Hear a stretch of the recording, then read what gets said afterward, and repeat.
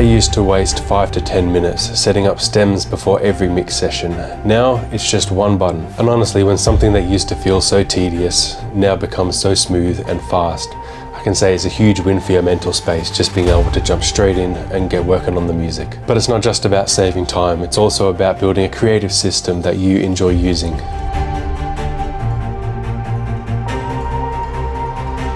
This is how I start my mix sessions now. G'day YouTube. In this video, I'm going to show you how to set up the Project Logical editor in Cubase to color and route audio stems using a single preset.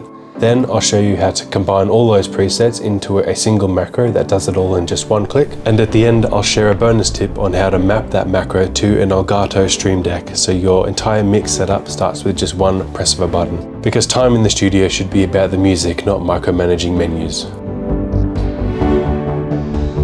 The Project Logical editor is a programmable system for automating complex tasks in Cubase.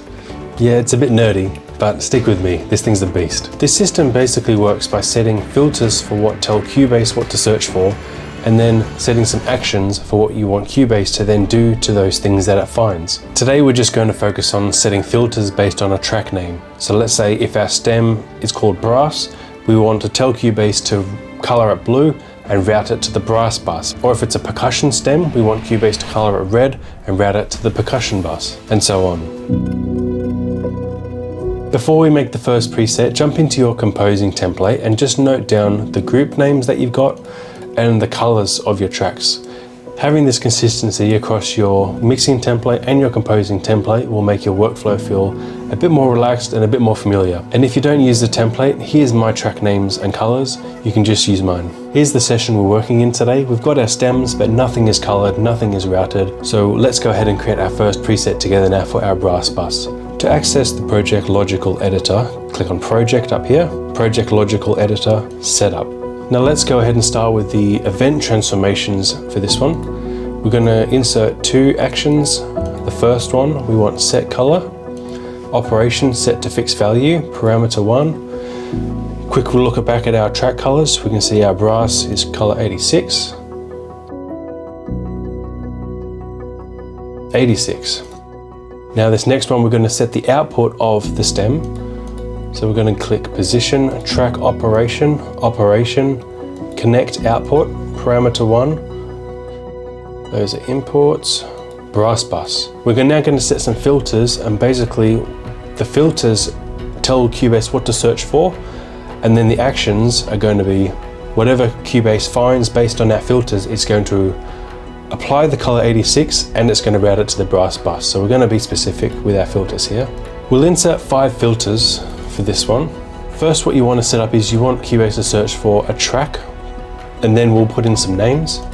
Basically what we want, container type is equal to track. With this set to container type is equal to track, Cubase will only look for tracks. There's a bunch of other parameters here, but we just want to be really specific on just tracks alone. Next, we're going to set some name filters. So this will tell Cubase to search for a track and then a specific name. And this is also why we wrote down the names of our group buses in our composing template before. So when we export a song from that using the stems, and then we import it into a mix session, everything lines up and there's no extra chopping and changing we need to do. So let's set the first one. We'll go name, contains, and I'm just going to say brass high long. And let's go ahead and do some of the other ones. Let's just say name contains brass low long, contains brass high short. One more, contains brass low short. Now there's one more filter that's crucially important to this process. We want name contains not bus.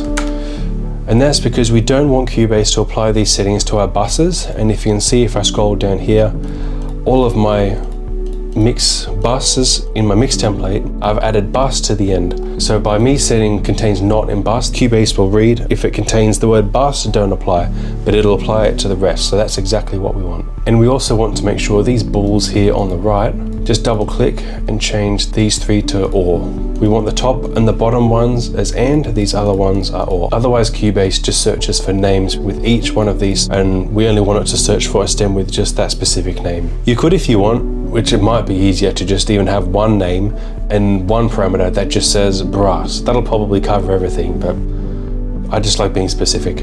Lastly, we'll just save the changes as a preset. We'll just create a new folder in the user presets called, let's call it stem routing presets. And then we'll just call this brass bus color and routing. We want to make sure we save the preset with an easily searchable name because that will help us a lot when we're creating the macro, but more on that in a sec. For now, I'm going to build out the rest of the preset, so here's a full look at the full process.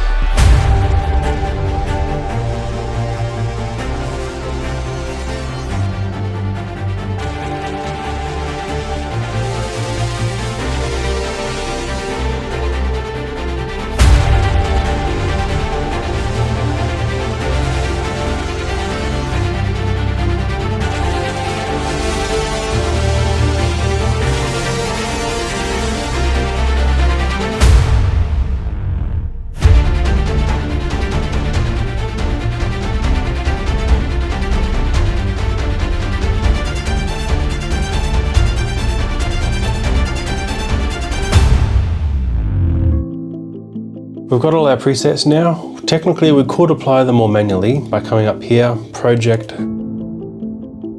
apply preset, find the presets, and then we just double click and it will apply and route them. Let's undo that. But we'd have to just click through one by one and do each one of those presets. But that's not really what we're here for. If you're here to really level up your workflow, the one button macro is where things really start getting serious. So we'll open up the macros page, coming up to edit, key commands, and normally this might look like this with macros. Just click on that to open it. Now we're going to create a new macro. So just click new macro. Let's just call this route and color stems. Now in the top section here, this is where we've got all of our different things that we can assign to the macro. Process project logical editor up here is where we've got all our stuff that we can add in for it. But you can see we could be scrolling for hours and hours to try and find what we want. This is why we set those searchable keywords up before. Now we can just type route and here we go. All of our stems are here. To add them into the macro now, we just need to make sure we've got our macro selected down here. And we're just going to click on one, add command. And now that adds it into the macro. To add the others, just repeat the same process. We can now see we've got all of these presets in our one macro. Now for the moment of truth, run macro.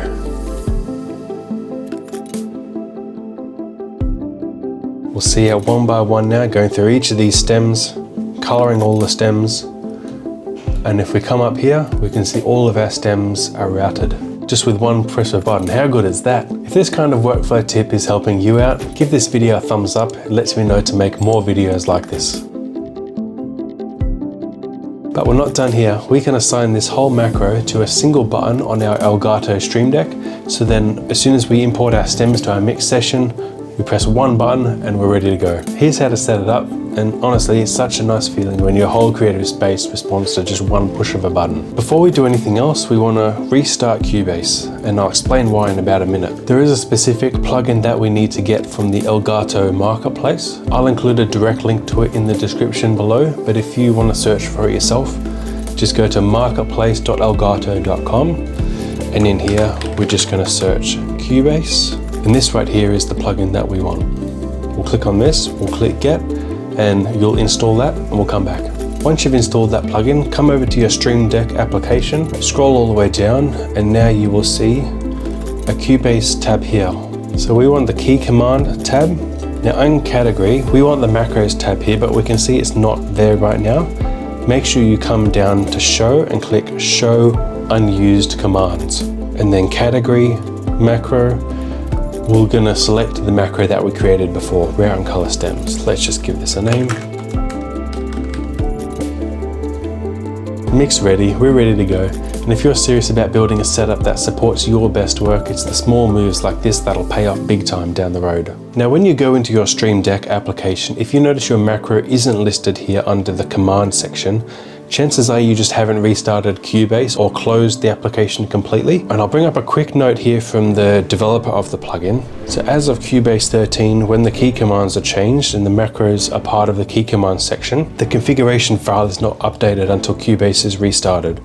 So whenever you make a change in Cubase, you need to restart the whole application in order for that change to be visible in the Stream Deck application. Now, just for transparency, I'm on Cubase 14 right now, so 13 and 14, this is still the case for.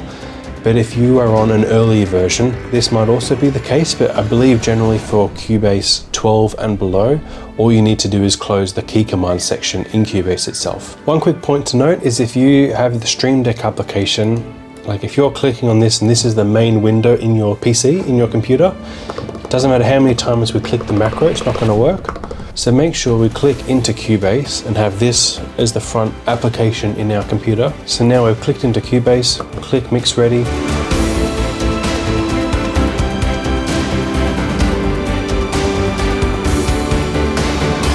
So one by one, Cubase went through and it searched for all of those filters that we set up before in the Project Logical editor. All of our stems are now colored. All of our stems are also now routed to all of the buses that we set up in the system before. So now that's it. We just press one button, we're ready to go. And there you have it. You've now colored and routed all your stems with one macro, and we've mapped that macro to our Stream Deck. So with one button, we're ready to jump in and get mixing. When your tools flow with you like this, it's much easier to stay in the creative headspace, because the more mental energy we can save on the tech side, the more we can put into the music where it actually matters. I'm a trailer music composer, and I created these systems to help me stay focused on creating high impact, emotionally driven music, not babysitting Cubase. And if you are a composer like me who wants to get more music written without burning out, then I'll be posting a lot more workflow tips and tricks like this to help you speed up your workflow and stay creative. And have you got any time-saving Cubase tricks of your own? Drop them in the comments. I'm always keen to learn what other composers are doing. And if you want to take this further, check out this video where I show you how to create a template in Cubase from scratch. This macro fits right in there. But for now, keep creating, look after yourself, and have a good one, legends. I'll see you in the next one.